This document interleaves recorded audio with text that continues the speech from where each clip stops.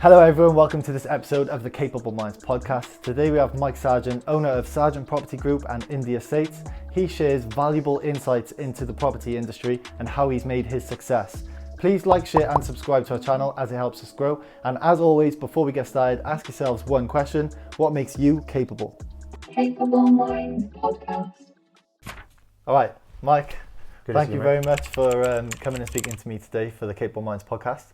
Can you first give us a brief description about what it is you do, a bit about yourself, give the audience and the watchers at home a bit of a background? So my name's Mike Sargent. I've got a property investment company. So I've been in property investing now for about just over a year. I have a service accommodation management company. And that's basically what I've been doing for the last year, really, in a nutshell. But I'll talk more about it as we go on. Yeah. So when you say property management company, what does that entail? Service accommodation management, essentially. So we look after service departments around the southwest and predominantly Cardiff, Bristol. So for short-term stays, basically. Okay, so like Airbnb sort of thing? Airbnb, yeah. The thing is with Airbnb, people think the industry is called Airbnb when that kind of has a bit of a bad name. Okay. So I don't like to call it Airbnb because that's just one channel we use to market, when realistically we try and target corporate guests rather than lads on stags, basically. Yeah, so you know when you say, because you've put up on your story a few times, obviously that's where the conversation come from, me and you, Yeah. R2SA. So I literally, right, when you put it up, I had to Google. I remember the day. Yeah. I seen you putting it up on your story and I was like, what the hell is R2SA? So I went to Google. I was like, what is R2SA? Went to service accommodation. Is that right? Yeah, so rather than buying a flat and then renting it as a service accommodation, you rent it from a landlord. Yeah. Excuse me. You rent it from a landlord, then re-rent it as a service accommodation. So I can't imagine, in my head personally, I can't imagine many landlords being happy with you subletting or whatever it is, whatever the term is. So how would you get around, like, do you have to sort of prove that you're not going to mess it up or not going to get it dirty, and like, are they always happy, or is there like a bit of work you've got to do to like sweeten them up? When you first start, yeah, there's work you've got to do, because realistically, if you're going to re-rent out a property, firstly, it's not subletting. Subletting is illegal. Subletting is when... Subletting, sorry. It's not subletting. So subletting is when, say for example, you rented an apartment, a house, and then you put some other guy in there. That's illegal, because you've got a contract in your personal name, and then you're putting someone else in there, so you're skimming off the top, basically. Yeah. But if you have a limited company and you as the company were putting your client in there, then that's not illegal. That's essentially, that's governed and that's regulated. Yeah. So that's fine. So R2SA, what you do is you would find landlords who are looking to, in theory, save time. Having tenants is a bit of a pain in the ass. Yeah, I can imagine. Because one, if they don't pay their bills, don't pay their rent, you can't kick them out. So if you rent to a business like myself, if anything goes wrong in the first week or first 2 weeks or first month or first year, you can kick them out whenever you want, because they're not a tenant. So they have no tenant rights. Does that make sense? Yeah. So the landlord has more flexibility, and to be honest, we can't re-rent anyone else's property if they don't have a premium, space. So it's up to us to keep it at the top of the. I mean, look at the place you're in. I mean, it's clean, isn't it? Like everything's kind of spot on, right? So we have to look after it. It's in the heart of Cardiff as well. So yeah, obviously there's going to be a lot of interest because you're close to the city. Yeah, basically. You know what I mean? So another thing I wanted to ask was, I think it was the other day actually, I was speaking to someone in the gym who knows us both, and they were like, oh, you haven't like on that. And who's that? I can't remember who it was now, but it was someone in the gym, and they were asking like what it is that you do. I was trying to explain to myself, and they were like, how does it work when obviously you're paying a set fee to the landlord, right, every month, and then he's seeing you potentially, I bet you get this all the time, he sees you potentially making more than him after you've like paid the fees and whatever else. So in his head, how do you get them to not say, right, I could do this myself, or whatever, and I could make all the money? Mate, that's the question I asked myself when I first started. But landlords, they don't tend to have one house or one apartment. They have a massive portfolio, and these guys tend to be, they're doing well for themselves, and they value their time over their money. So if they could guarantee themselves their rent for the next 3 to 5 years, because our contracts tend to run for quite a long period of time. Yeah. They're happy, they're chilling, they're on a beach somewhere sipping Mai Tais and just living their life. Yeah. And then whatever you do with the property thereon in terms of financials is up to us to make more money. But there are caveats in the in the contract there. You have to keep it sometimes in a better condition than when you first took it on, because we repaint everything and make it look premium. Yeah. Then you can charge a premium rate. I see. Oh, so when you come in, you might not be happy with the actual property itself. So to get it to your standards, then you get a team in. Sometimes, almost like give it freshen up sort of thing. Yeah, you would give it a makeover basically. So you just got to put. It depends on the size of the property, but I reckon to set up in terms of just furnishings for a normal 1 to 2 bed, you're looking at about 2 to 3k. But if the nightly rate you can charge, sometimes you make that back in the first couple of months. Yeah, because I was just going to say then, what is the scope for like the R2SA model? So how far can this go for yourself? Yeah, that's a good question. I mean, typically, if you're going to go into R2SA, that should be a starting point. That's not a business plan for the next 3 to 5 years. Oh, I see. Because realistically, if you're going to be renting, you rent higher than a mortgage, it always will be, right? Yeah. So if you're renting these properties constantly, you're going to be paying more than the landlord is on the mortgage. So get some cash flow, accumulate that money, save that money, buy your own properties, and then do it for your own portfolio. And then eventually you stop renting them and you've got a portfolio of your own properties. So the benefit of R2SA is it takes little capital to get started. Yeah. Then eventually you build up. So how, did you have to save up to start then? No, really. You could probably, it depends. I've got a background in sales, so I would literally, if there's a sale to be found, I'll find it. Yeah. And I think I started with about, training aside, because I paid quite a lot of money to train myself. For the first property, I think I spent about 5-6k. Yeah. So if you're looking to buy a property, you're looking considerably more, right? So yeah, that's including furnishing as well. Yeah, so 5 or 6k, and then how long did that ball have to roll for before you could take money from there and get the next one, and then the next one? What's the sort of time scale we're looking at? Probably on that one, I think about 6 months. But the way I've got most of my portfolio has grown very quickly because I met the right people and they've just given them to me to manage on their behalf. So now we do joint ventures basically. So I go in there for free and I just take half the profit. So it's still both of ours. That's sick. Yeah, it's decent. Yeah, class. So you say networking is probably one of the most important aspects of R2SA and property in general. I think anything is networking. They say network is your net worth. That's a bit of a cliche saying. Yeah. But I threw myself out there because I quit my job on a whim, and I had no choice but to make this work. So it's brave to do that, isn't it? It was brave, yes. With the anxiety of potentially not paying my mortgage, I had nothing but to, that just pushed me to find my first one. And then I went to every single networking event I could find. I went to open days for new estate agencies that weren't even relevant to renting, just because I thought I might meet someone. I was just throwing. It's in the industry though, isn't it? Exactly, yeah. So when you started and you said you said money for the courses aside. Yeah. What are we talking? 14k. What? Yeah, it's not to be sniffed at. The thing is about this, right? I've said this so many times now, and I didn't realise what you don't know. I know, it's mad. But, mate, I'd probably say it's worth about 3k. Yeah. I mean, I got where I got, and I got there because I learned it from that course. So it depends which way you look at it. But ultimately, if I could dissect that course, I took value for about 3k's worth. Yeah. So what I'm doing, which I can touch on a bit later if you want me to, I'm actually trying to set up a mentorship program where I will allow people to kind of pick and choose what they want to learn, and they pay ad hoc. So rather than paying for the full course, they can pay for an hour of my time for X amount. Yeah, and we can go over the topics that are specific to them, rather than them wasting money on things that they don't really need. Yeah, that's a good idea. So with the 14k course, did you get like a mentorship as well?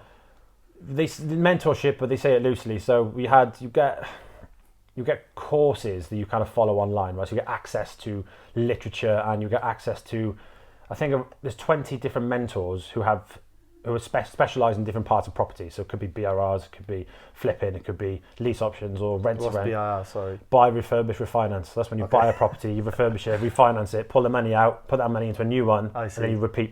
Yeah. So, but that's another podcast waiting to happen, that one. Yeah, to be fair, I think having the ability, obviously you've learned so much in the space of a year, and because you've gone through the courses and gone from like the bottom and worked your way through, you can offer that knowledge to people who want to start from the scratch again. Yeah. But what I was thinking is, people who do want to start from scratch, how do they find 14k? You don't need 14k if you come to me, mate. Yeah, and that's the business. That's the one right there. That's the business right there. Okay, so give me your top 3 most annoying requests from some of your customers or your clients. You don't have to say any names, obviously. 'Cause you I won't say names. Yeah. No. What do you mean clients? So guests? Guests, guests, yeah. To be honest, this question I get asked all the time, and none of them are that out there. I've had a few people ask me, one guy asked me if I could have a chef, if I could supply a personal chef. Oh, what? So it's no. That was like flat no. Yeah. You get the little things you get all the time is people asking for you, they'll be there a week, right? Or they'll book you for a long period of time. After a week, they'll say, I've run out of dishwasher tablets. And they think that you're meant to supply these things constantly. Yeah. So you don't want to. Sometimes I just send them dishwasher tablets because bad reviews can affect the business, but ultimately you need to try and balance that.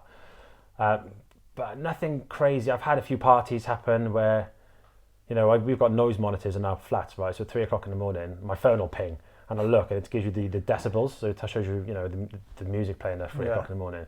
And 9 times out of 10, you'll find out that they're professionals. So they're not even the stags or the parties are away, This is just a group of lads, probably in construction, away from their wives, really excited, had a couple of beers, and then they've just gone a bit peed on. But in reality, mate, we run quite a tight ship, so our landlords tend to have no issues in that.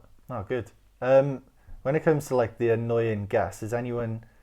Well, I say annoying, but has anyone like broken anything expensive and you've thought, oh shit? I reckon I've got about 4 or 5 calls a week when something's broke.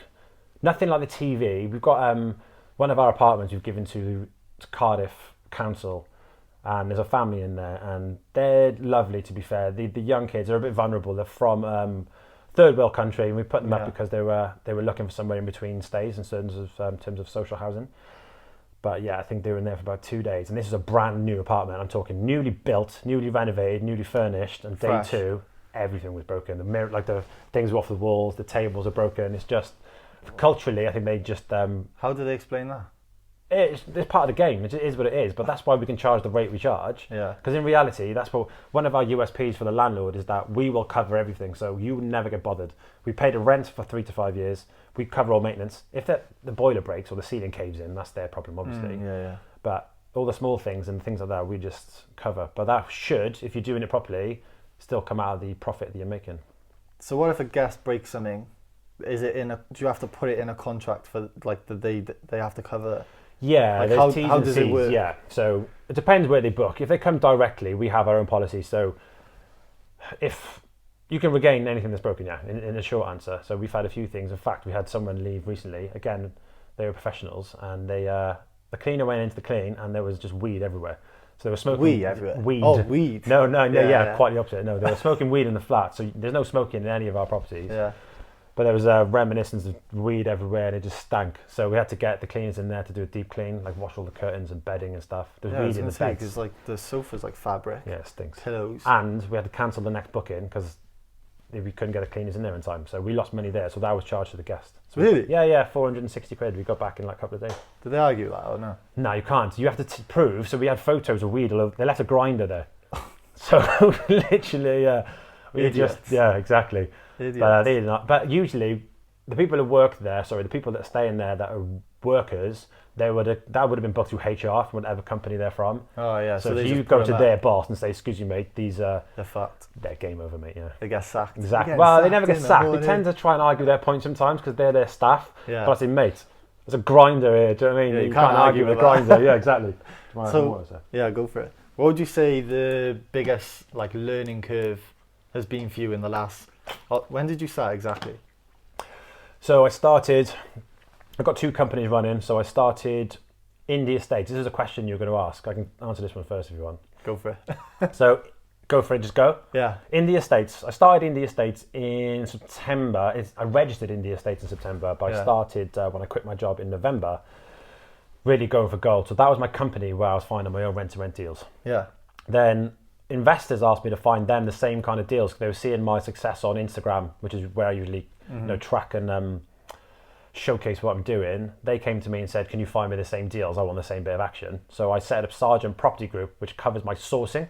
So that sources property, land investment deals and property investment deals for investors. So that is the kind of umbrella, I guess. That's what was confusing for me, because obviously I seen you posting a lot on Indii Estates, and then all of a sudden you changed it to Sargent Property Group. So I thought you just done a name change because you wanted to make it look a bit more professional. I don't know. Well, Indii Estates is my management company, so that's the company that investors would sign to when I'm managing their properties. But I don't know.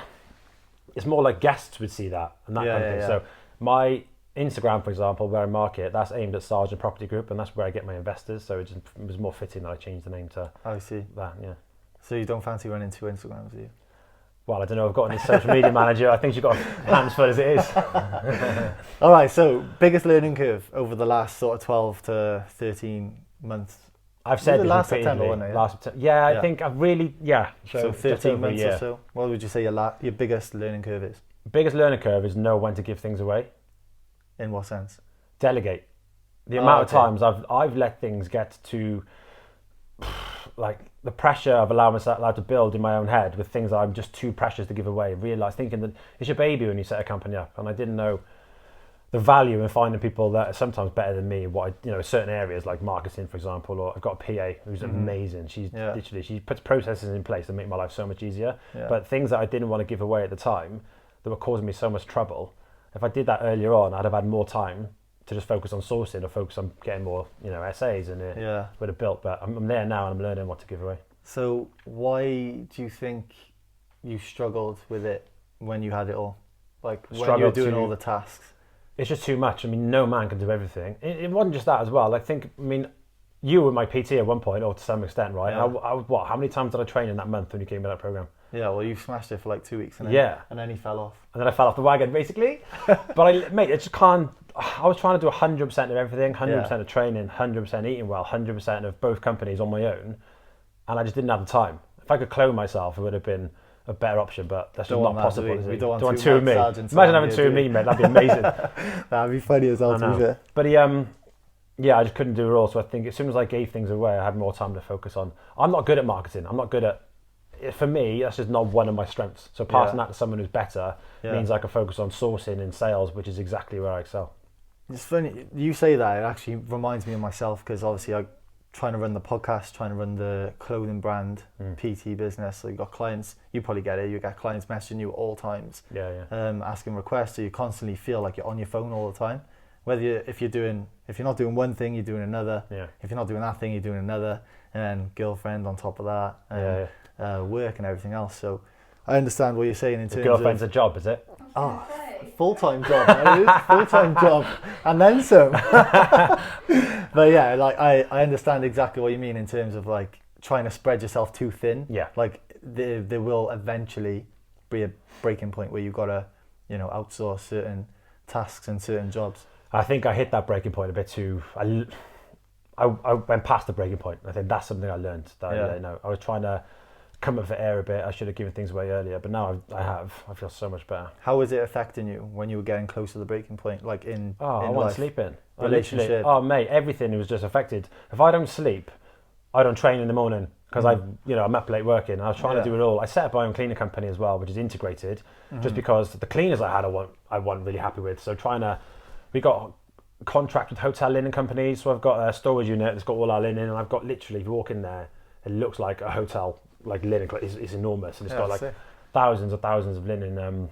It's good you do that though, because it's another avenue of revenue. Yeah, really. We actually make money on that as well. So rather than you ringing up a cleaning company, can you come and clean this property, this property, this property? Yeah. Or people working for you, and then you charge that company to them clean through your company, and then it just makes consistent money. Because obviously, that's it. That's a good idea. So if someone is looking to get into this sort of model of property, where would you say to start? Educate yourself. I think it changes so much as well. Like the legislation with service accommodation, when I started just a year ago, it wasn't really there. So it was unregulated. For example, if you had if you had a normal 12-month tenancy, there are regulations that the landlord needs to put in place, like fire doors, certain windows, the typical things you'd expect. With service accommodation, weirdly, they should have been there, and I do implement them anyway. There was nothing like that really in place, so a lot of people were just getting at properties and then re-renting them on Airbnb. So you get like cowboy sort of thing? Constantly cowboys, which is good in a sense, because there are new regulations in place like that. So you do need these things in place, and that's pushed out the people who are just, doing it on like a side hustle, that kind of thing. And there's the people who remained are the serious business owners who know what they're doing. But if you're going to get started, you need to be educated. You need to know, what you need capital for one. Even though it doesn't take much to put in, having a reserve there is brilliant, because if you've got any problems that happen, you need to fix those quickly. Because really, could you start it with 1 month rent? No, not at all. No. But you think you can. People say you can start this with no money. That's bullshit. Yeah. That's one of the things that a lot of people say on Instagram. Start with no money. Come with me. I'll train you how. They'll charge you 14 grand to show you how to do it, but you just pay 14 grand. So it's all relative. But you can't. There's if you found a landlord who had an Airbnb already, who didn't want it anymore, and all he wanted was the first month's rent, and it's already kitted out, then you've got one. But that's you're trying to find a needle in a haystack, right? I see. It has happened, but if you're going to just solely look for that, it's going to take you forever. But okay.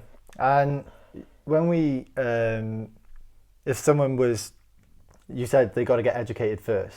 So in terms of education, YouTube's a massive thing. Obviously, we're doing YouTube now. So is that a source of education that you frequently go to and like get some information? So I used YouTube when I first started to follow a lot of property entrepreneurs and people, mentors, I guess, online who do a lot of training courses, which is amazing. Mm-hmm. Then I paid for the course, and the stuff that I learned on YouTube was basically just what was in the course. Really? Yeah, but you don't know what you don't know. So that's what I meant about going back. If I didn't really need to spend that amount of money, but I just didn't know. That's like wounded. I know. People always say that. Because the amount of money, the amount of properties I could have bought one. Yeah. Do you know what I mean? But in reality, the course I went on isn't just about what I learned. There's about 2,000 people on this course, and I met loads of people. So I've done JVs, and being in property and being in business on your own is quite lonely. Yeah. So I talk to them daily. So you've got built a network for yourself as well, which is valuable. And do you have people locally who do the same thing, who you regularly chat to? Yeah, a few players actually. In fact, one of the guys that I work with on this property, he's local. He's in Pontcanna. Yeah. So you can kind of, like on WhatsApp or whatever, you can ping ideas back and forth, or if you've got like a query, rather than going and spending it on a mentor or whatever, you just ping it to someone who might have a little bit more daily experience and be like, oh, what do you do in this situation? And bang. Mate, if I showed you my WhatsApp now, right, the last hour, there's been about 30 voice notes just being pinged back and forth. Just because because you told me, don't WhatsApp me, email me. Yeah. And in my head, I was like, what? Because the amount of WhatsApps I get on daily, I get like 30 WhatsApps and I'm like in like an hour. And I'm you go get lost in my WhatsApp. Yeah. I was thinking, bloody hell, many messages this guy getting. So where do you see yourself in the next 5 years? Well, good question. 5 years is, do you know what? It's so hard to say. I started this thinking I wanted 15 properties in the first year, and I'm touching 40. Bloody hell. So, exactly. That's class. So, 5 years, that's I could put a plan in place, but I don't know. I mean, in reality, I'm going to shorten it. I'm going to say in the next 2 years, I want my own portfolio that I own, that I'm managing, and I want to go into BRRs. I'm looking to go into a lot of commercial to resi, so you're getting commercial units, changing them into residential properties as well.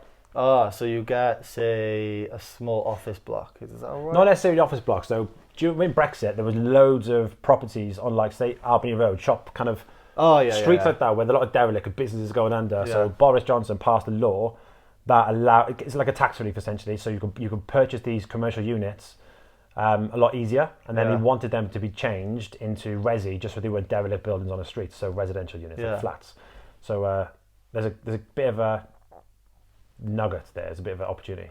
Okay, so like, for example, you'd have a shop at the bottom, and then a flat, and then a flat, potentially. Yeah, so you would buy the whole thing. Yep. And then what would you do? Them then. So you buy the whole office, for example. You could make 2 flats on the top, hypothetically a flat on the back, and you will keep the first. I can't remember the exact measurements, but there'd be a shop unit at the front, and you keep it to a certain size, and then the person who rents that as a business would avoid paying a certain amount of tax on it because of the size, because of the square footage. So they get a good business rate, so you can sell it easy or rent it easy, and then you've got 3 flats making your income at the same time. That's mad. I've never actually heard of that before. Yeah, no one has, mate. That's so why, did he put that now in? Everyone knows. Yeah, the secrets. Secrets out. So did he put that in place because of COVID? Not necessarily because of COVID. I think because, in a roundabout way, there was a lot of businesses that went under. So all around the UK, there's loads of shop fronts that are just trying to like recycle, basically, the building, make sure they're used for something. And there's like a housing crisis. People are paying through the wazoo in rent. So if they could, house people on a shorter term basis. Good for you. It's good for me, yeah. Yeah. It's good for anyone in property, really. Yeah, exactly. Yeah. So this brings me to the defining moments segment of the podcast. So every guest brings in 3 pictures which define your journey and where you are sat with me today. So can you start by giving us the first picture and why it's defining? The first picture, I'm assuming I don't have to physically show you. No, you don't know. The first picture. The first picture is, so the first one is of me at the event, the course that I paid for. Oh, no, yeah, that's a yeah. lie. It's not, is it? We couldn't 14, find that one. 14 grand picture. We couldn't find it. No, we couldn't find the photo. Do you know what I realised? The only photo I've got, and that is of, I've taken loads of screenshots of the whiteboard, so I didn't actually have any of me, so that's probably irrelevant. The key, yeah. So I've got the key, me with the keys of my first property. Wait there, is this the first picture? The first picture, yeah. Okay. So the first picture was of me with a key Yeah. for the first property that I got, which was in November 2022. Yeah. That's in Bristol. The second... Wait. Oh, yeah, sorry. What? So tell me a bit more about the first picture. So tell me about when you first got that key. How did it make you feel? Like, did you feel a sense of relief? Were you a bit nervous, excited? Give me a bit more.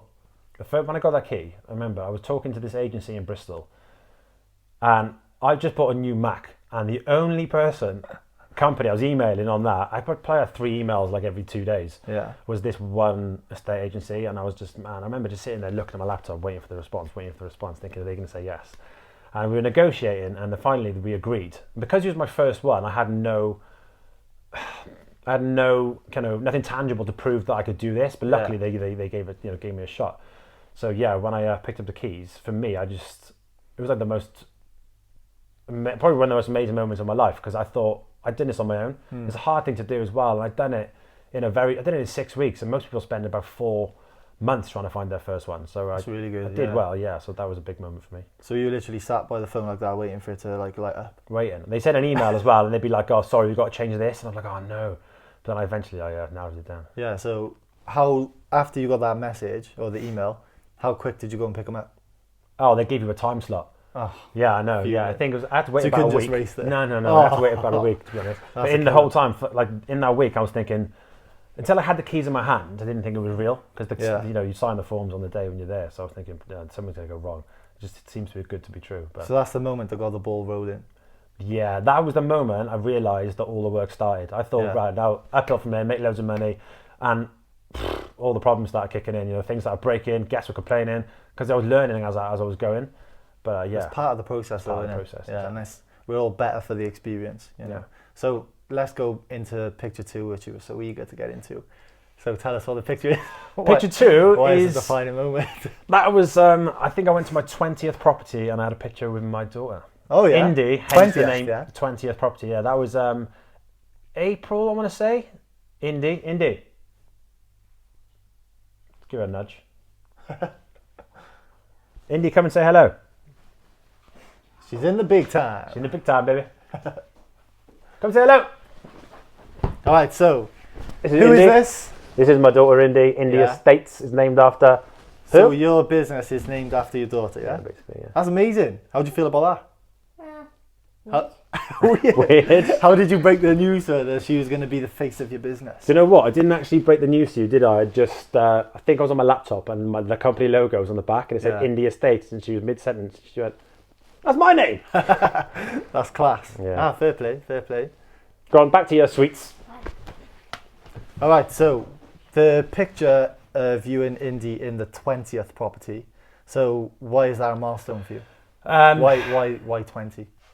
I think 20, well, my target was 15, and I was halfway through the year. Sorry, my target was 15 for the year, and I was halfway through, and I was 5 above my target. That's class. For me, that was a big thing in itself. But that's outstanding. That was a massive thing. But having my daughter there was just nice to, because you do it for your kids. I mean, you do it for your family, right? So having her there at that moment was quite nice for me. Yeah. She didn't understand the relevance. She just walked around saying, "Ooh, I'm not sure about this colour." And started picking it apart. But she'll be the interior designer. Basically, yeah. But that was nice. So 20 properties, and how long did it take you to get from, what are you at now? 80, did you say? No, I'm getting to 40. So 40, yeah, sorry, so I've got landlords who have portofolios, and they're drip feeding me the properties. So they're signed, but for example, there'll be one of them's got a tenant in, they're out in December, so that's going to be then, but I've signed 4. So do you find like the ball it gets faster and faster and faster? Massively. So everyone told me that, and I didn't realise how fast. Mine's definitely got a lot faster than people I know in the industry, but it's just snowballed. Yeah, that's class. I can't believe you hit 5 above your target in half the time. Yeah. That's class. This episode is brought to you by Envio Apparel, an activewear and lifestyle brand, and you can get 15% off your whole order with code CapableMinds15. Check out envioapparel.com or on socials, EnvioOfficial. Let's get back to the podcast. Okay, so let's go on to the third picture. Why is it a defining moment and what is it? Third picture is I had one property that I took on for an investor that I sold to them as an opportunity. So I think it cost them about 6 or 7 grand to set up, and I took that on as our management basically. So we managed it. Okay. We found a corporate guest to go in there, and within the first 6 months they netted just shy of 70 grand. What? So the combined rent for the month was just shy of 3k. So there's 2 apartments in one building. So they both make up just 2 apartments. No other apartments there. But the guests are split amongst the 2, and the combined rent for the investor is just shy of 3k, and the rent that I was charging for this corporate guest was just under 14 grand a month.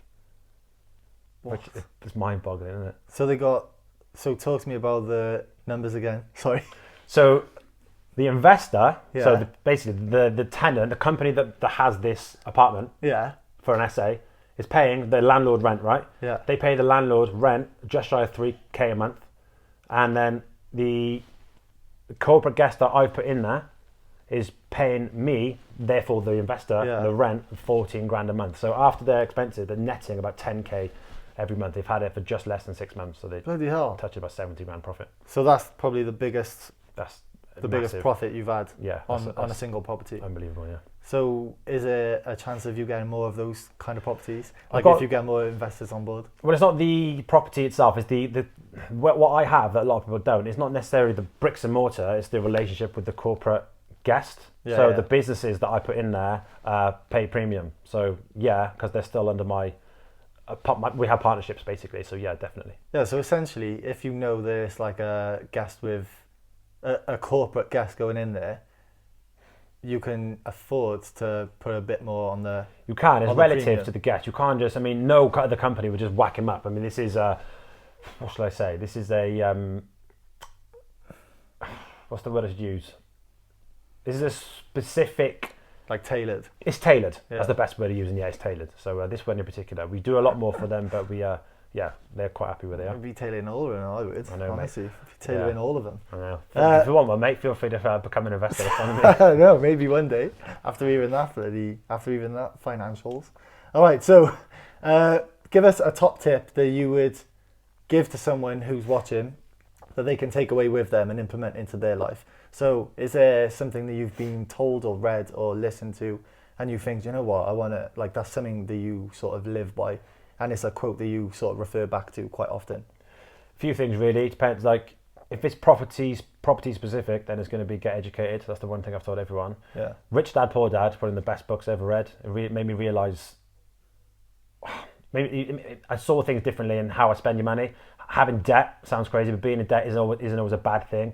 Debt that makes you money is a positive debt. Debt that doesn't make you money is a negative what's debt. What's his name again?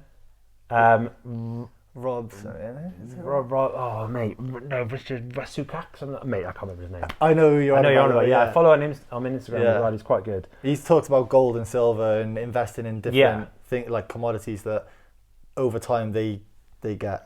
You make a profit on it rather than putting money. So, like you said, good debt and bad debt. So if you put money into financing a car, obviously that's like bad debt. If you put money into like what you're doing with property, like you're getting investors in and spending money on that, that's like good debt. Quite often people say as well in property that buying your own house and then living in it is a mug's game, because I bought my own house before I learned this, but it makes perfect sense. If you were going to buy a car, for example, then it's just going to depreciate in value and you're sitting in it. If you're going to rent that car to someone for more money, that car, even though you're paying the same on it in finance, it makes your money back. So it's no longer a depreciating asset. Okay. So if you rent a car that costs a fortune, it kind of makes no sense. But if you bought your house and then moved into it, it's the same principle. I know it makes capital gains like over a long period of time. You get money on it in equity. Yeah. But if you were going to sit on it and not have someone rent out to someone and then make that money, it's kind of, you're sitting on your own investment. It makes no sense. I've heard of that. Does that make sense? Yeah. So, but that is variable. If you were going to, I've got a daughter, right? And if we were living in a certain area where you were outside a school catchment and you had to move because the landlord was selling the property you were renting, then that's negative, right? 'Cause you want to be able to stay in one place. So there are variables, but then you think as well, if you have if you put money into buying a house, then you rent it out. Obviously, renters pay premiums anyway. So if they're paying, say, a certain amount, and then you rent, you're under no sort of obligation to stay in that spot. You could move around, exactly, go to different parts of the country or go to different countries. For freedom, yeah. And they pay your mortgage on that property, plus they cover majority of the rent that you pay to be free. Exactly. And ultimately, mate, people say all the time that when you own, you put a deposit down on a house, and then you own the house. Yeah. When you rent a house, the landlord is your landlord. When you own a house, the landlord's the bank. Yeah. So if you don't pay your rent, the landlord takes it off you. If you don't pay your mortgage, the bank takes it off you. In reality, it's the same thing. You just don't pay 20, 30 grand up front. Yeah. So you know people say, "Oh, are you a homeowner?" You're not a homeowner unless you paid your mortgage off. Yeah. So you're not actually a homeowner No, because the bank owns your home. Exactly. That's mad. So what are you going to do with your mortgage property then? Question. To be honest, that's... Like I don't think I need to do take your own anything. advice, or Well, I mean, I own it already, don't I? So it was a bit of a catch-22, and I could take money out of it. Yeah. But in reality, if I just focus on the money I'm making in my two businesses, I could just pull money from there. Yeah. And I don't got to worry about it. But yeah, who knows what will happen in the future? Ah, fair. Yeah, me and my girlfriend are going through Kelly. We're going through trying to get the amount of money we need to eventually buy a house. Yeah. So yeah, interesting to have that conversation with you now. If I can go back now, the money I put down on my mortgage, if I could buy 2 apartments, rent them out, I can make the money back in the first year and then buy my house. But then you've consistently got 2 apartments making you money. Yeah. So you know what I mean? You could do it. It's just, it's not always for everyone because circumstances are different, but ultimately it works. No, it's very interesting. It's something that I'm interested in, so I might actually pick your brains about that a bit more in the near future. So let's talk about potential guests on the Capable Minds podcast. Is there someone that you know of, or someone who you think would be a great guest to have on and to come and speak to us and share their expertise? Do you know what? I did see this question. I forgot to think about this one. Who did I ask? No pressure. Yeah, I know. I want to give you a good one. I'm assuming they need to be local and they need to be realistic, don't they? Well, can I just say anyone, or do they need to be realistic? Well, you're not going to say Jay-Z, like. Well, I don't know. Jay-Z's like a cracking guest. Oh, he would be a good guest, but... Jay-Z. Who would be good? Yeah, I was going to say you won't go far, but you were in Marbella not long ago, so we'll see. Now you're in Pontcanna, mate. Who could you have? Don't think. Sometime later. Sorry, I should have thought of this a bit deeper before I got you. I'm definitely going to put like a ticking clock over this now. I do have a friend in business, yeah. The only problem is he does the same thing as me, and I'm not having a competitor on here. I'm only joking. Oh, my brother, yeah. Oh, yeah, he's going to kill me for not suggesting my brother. The one person is closest to me than anyone. About your brother, literally. Yeah, Dan is... A lot of the advice I've given you... Do you know what, mate? All he's going to do is mirror what I've said in terms of advice, because it all stems from him anyway. But my older brother, he's been in business for years. You might not know about this, but I'll throw it out there anyway. There was a ship or a vessel years ago called Boaty McBoatface. I've heard of that. Yeah, so he's responsible for naming that ship. And it caused chaos. But he has a marketing company that's done very well called Blue Stag. And he'd be a wicked guest. He's a good guy. Yeah, we'll have to... Comes from handsome stock. Oh. Do you know what I mean? I wouldn't have known that. All right, so closing statements. Thank you very much for coming on the Capable Minds podcast. Any last words? Not really, mate, no. No, all right then. Just make sure you wipe your feet on the way out. I know, he nearly killed me for coming in with my trainers on. Mate, if I get one bad review just because of this, I'll have to come back in and get the cleaners going. But... Nah, class. Thank you very much for coming on. I appreciate it. Thanks for having me on. Appreciate it. Like always, I'll link Mike's Instagrams and his websites to Sargent Property Group and Indii Estates in the bio, so go and check them out if you want to see what he gets up to and all the advice that he puts out. I'll see you on the next one. Please like, share and subscribe, and see you soon. Capable Minds Podcast.